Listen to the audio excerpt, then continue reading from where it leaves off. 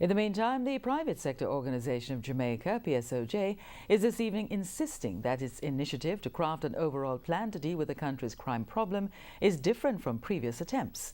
The PSOJ held a press conference at its Hope Road St. Andrew offices on Friday. TVJ's Vashon Brown has more. Private sector officials say they've been watching the murder figures over the past few months, and they're now insisting enough is enough. It cannot be business as usual. As a society, we are sick and tired of what is happening. We are sick and tired of waking up every morning to hear about the 2 and the 3 and the 5 deaths.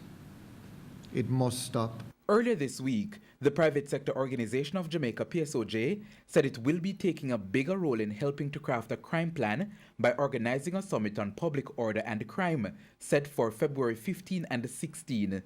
Today, PSOJ President Howard Mitchell pointed out that this will be different from previous attempts at crafting a plan. The difference between what we propose, and in fact the difference between many of the other attempts at establishing an overarching policy, is that we want to take it further, right?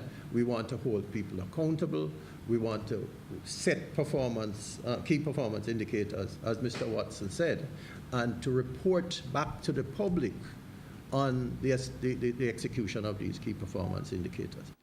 He said part of the problem is that some of the solutions to the country's crime problem have not been positioned to cross election cycles.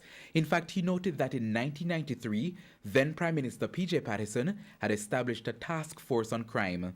The difficulty was that there was not a consensus that it was the methodology to go forward throughout elections, right? That is what we want to achieve with this summit. Not that we have, because operating plans change. So we're not working on operating plans, okay? There are people to do that. What we want is a plan, a national plan as to how we manage the discipline in our society, how we manage the interaction between agencies in our society. Chair of the PSOJ Standing Committee on National Security and Justice, George Overton, argued that his committee realized that there is an absence of a high-level strategy to deal with escalating murders.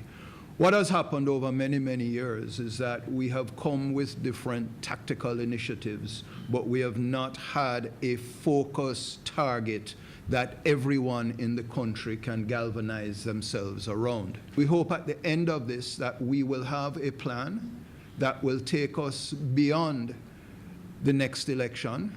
Vashon Brown, TVJ News.